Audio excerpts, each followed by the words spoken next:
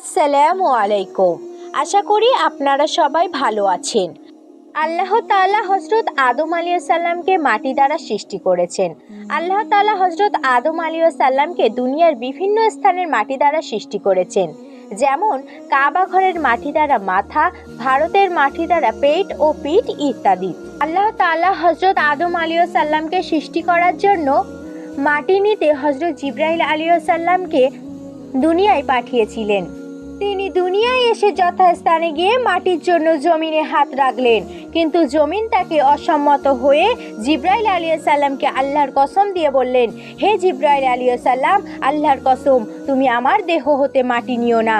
আল্লাহর কসম দিয়ে নিষেধ করার জন্য হযরত জিবরাইল আলাইহিস সালাম মাটি না নিয়ে আল্লাহর দরবারে ফিরে এসে বললেন, হে আল্লাহ, আপনি আমাকে মাটি আনতে আদেশ করলেন, কিন্তু জমিন আপনার নামেই কসম দিয়ে নিষেধ করার জন্য আমি আনতে পারলাম না। হযরত জিবরাইল আলাইহিস সালাম এই মাটি আনতে অক্ষমতার কথা শুনে আল্লাহ তাআলা ফেরেশতা মিকাইল আলাইহিস সালামকে মাটির জন্য পাঠিয়ে দিলেন। বলা বহুল, এইভাবে আল্লাহর কসম দিয়ে নিষেধ করার জন্য ফেরেশতা মিকাইল আলাইহিস সালামও খালি হাতে আল্লাহর দরবারে ফিরে এলেন। তখন আল্লাহ তাআলা এই কাজের জন্য ফেরেশতা ইসরাফিল আলাইহিস সালামকে নিয়োগ করলেন, কিন্তু একই কারণে তিনিও বিফল হয়ে ফিরে এলেন। অবশেষে আল্লাহ তাআলা এই কাজের জন্য ফেরেশতা আজরাইল আলাইহিস সালামকে প্রেরণ করলেন। আজরাইল আলাইহিস সালাম পৃথিবীতে এসে যথাস্থানে উপস্থিত হয়ে জমিন থেকে মাটি নিয়ে গেলেন। জমিনের কোনো কথাই কর্ণপাত করলেন না। তিনি বললেন, জমিন, তুমি যে আল্লাহর কসম দিচ্ছ, সে আল্লাহ তাআলাই আমাকে মাটি নিতে প্রেরণ করেছেন, কাজেই তোমার কথায় আমি আল্লাহর আদেশ বিরত হতে পারি না। এই বলে তিনি মাটি নিয়ে আল্লাহর দরবারে পেশ করলেন। তারপর আল্লাহর নির্দেশে ফেরেশতার মাটি তায়েফ ও মক্কা শরীফের মাঝখানে রেখে দেন। তখন আল্লাহর রহমতের বৃষ্টি তার উপরে বর্ষিত হয়।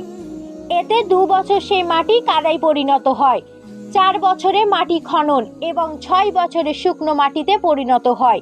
8 বছরে হযরত আদম আলাইহিস সালামের আকৃতি সৃষ্টি হয়। তখন একদিন ইবলিস 70,000 ফেরেশতার সাথে নিয়ে হযরত আদম আলাইহিস সালামের নিকটে এসে দেখে তার দেহ মাটিতে পড়ে রয়েছে। এই সময় ইবলিস তার প্রতি অসম্মানের দৃষ্টিতে দেখে। অভিশপ্ত ইবলিস হযরত আদম আলাইহিস সালামকে দেখে হিংসা ও বিদ্বেষ তার আরো বেড়ে যায়। হযরত আদম আলাইহিস সালামের দেহের উপরে তিনি থুতু ফেলে। হযরত জিবরাইল আলাইহিস সালাম আল্লাহ তাআলার নির্দেশে আদম আলাইহিস সালামের থেকে ইবলিসের থুতু নিয়ে তা থেকে কুকুর সৃষ্টি করেন।